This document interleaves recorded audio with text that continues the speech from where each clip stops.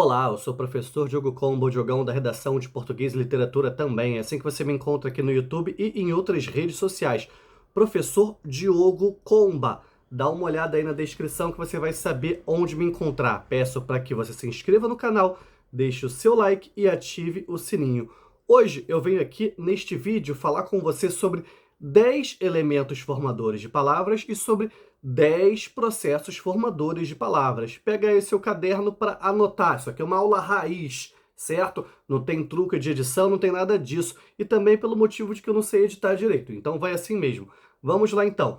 Para a gente analisar os elementos formadores de palavras, a princípio, vamos partir do verbo contar. O verbo contar tem um radical. Até onde vai o radical do verbo contar? Vai até a letra T, C-O-N-T. O que é esse radical?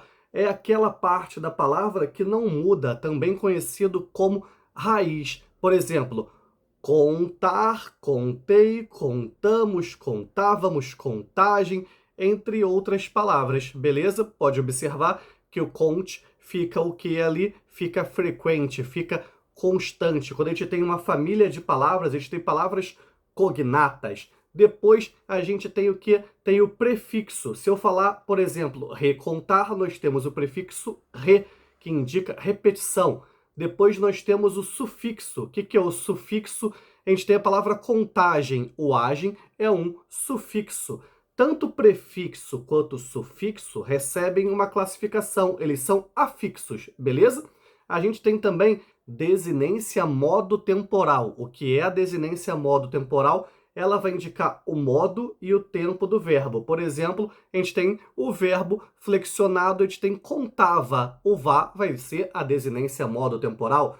Depois nós temos a desinência número pessoal, ela indica o número e a pessoa. Nós temos, por exemplo, contávamos, que já tem a desinência modo temporal. Depois vai ter a desinência número pessoal mos, que indica número e pessoa. Poderia ser contamos, lá com o verbo, aquela vogalzinha que vai ser o quê? A vogal temática e depois a desinência número pessoal, beleza? Agora, vogal temática. O verbo contar tem como vogal temática o a, indicando que ele é de primeira conjugação. Se fosse um verbo de segunda conjugação, seria o e. Se fosse um verbo de terceira conjugação, seria o i. Aí tem uma observação. Vamos imaginar o verbo compor. O verbo compor, a gente tem que fazer uma análise diacrônica, uma análise histórica dele, para mostrar que ele é de segunda conjugação, beleza? Continuando aqui, depois da vogal temática, quando a gente soma o radical com a vogal temática, nós teremos o que chamamos de tema, ok? Continuando, agora vamos pensar em uma outra palavra, vamos pensar na palavra cafezinho. Na palavra cafezinho, você tem o Z, que é uma consoante de ligação. Imagina, cafezinho, cafezal. Por que isso? Se não houvesse essa consoante de ligação, a pronúncia ficaria um tanto quanto complicada. Aí, por uma questão de eufonia, ou seja, boa pronúncia, bela pronúncia, o falante, ao longo dos anos, acrescenta ali o Z como uma consoante de ligação. Café mais Z mais o inho. Observa que o cafezinho também tem ali um sufixo, sufixo inho, indicador diminutivo, mais o que? A consoante de ligação, como eu já falei. A gente tem também uma desinência de número. Imagina, plural de café, cafés. O S vai ser uma desinência de número plural. Lembrando que essa desinência de número, de acordo com o contexto, pode se modificar um pouquinho. Imagina a palavra mar. Qual vai ser a desinência de número? Vai ser o ES, mar, mares, beleza? Continuando, a gente tem também desinência de gênero. Imaginando a oposição garoto versus garota. Essa oposição o-a é a desinência de gênero. Em outras palavras, a gente pode ter desinência de gênero 0 versus o A. Por exemplo, professor, desinência de gênero 0. Professora, desinência de gênero A. Beleza? Como você observou aí, vemos o que? 10 elementos formadores de palavras. Agora eu vou te mostrar 10 processos formadores de palavras.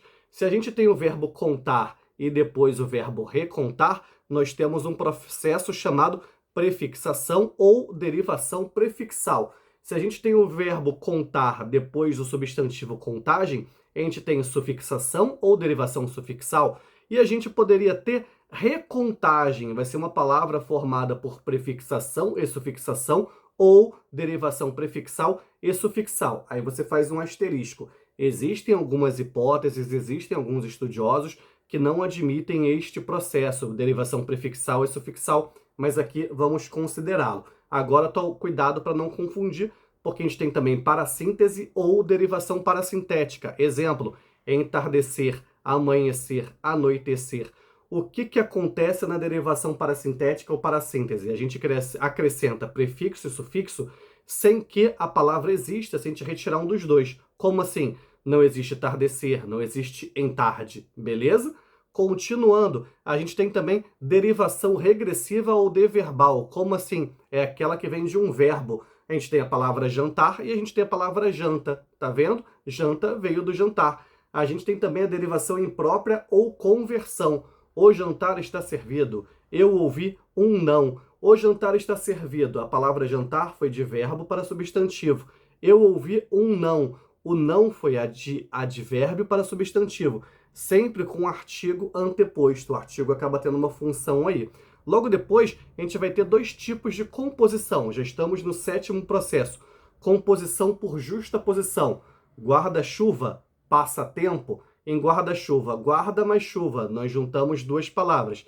Passatempo, passa mais tempo. Juntamos duas palavras sem que essas palavras perdessem qualquer elemento. Porém, a gente podia ter, por exemplo, pernalta, perna mais alta. A gente poderia ter água ardente, água mais ardente. Nessa junção, houve algum tipo de perda. Agora, olha só esses próximos 3 processos que interessantes. O primeiro deles, hibridismo. O que é o hibridismo? É quando a gente junta elementos de idiomas diferentes. Por exemplo, playboyzada, playboy do inglês, mas o Z é consoante de ligação do português, mas o sufixo ada é indicativo de quê? De quantidade do português, certo? É um hibridismo formado por derivação sufixal. Tá vendo quanta coisa? A gente tem também neologismo. A todo tempo, a todo momento, nós temos neologismos. Por exemplo, durante a pandemia, uma série de neologismos, surgiram. Covidário, né? Covidiota, entre outras palavras. São palavras inventadas. A gente tem também o estrangeirismo. O que é o estrangeirismo? É uma palavra de outra língua que muitas vezes é utilizada na nossa língua. Algumas delas acabam caindo no gosto popular e a gente até esquece que são estrangeirismos. Um exemplo é youtuber. O youtuber é um estrangeirismo, ainda por cima, formado por derivação sufixal. Tá vendo? O que a gente viu aqui? A gente viu 10 elementos e vimos também 10 processos formadores de palavras. Anotou tudo? Que a força e a inspiração estejam com vocês, sem dizer adeus jamais.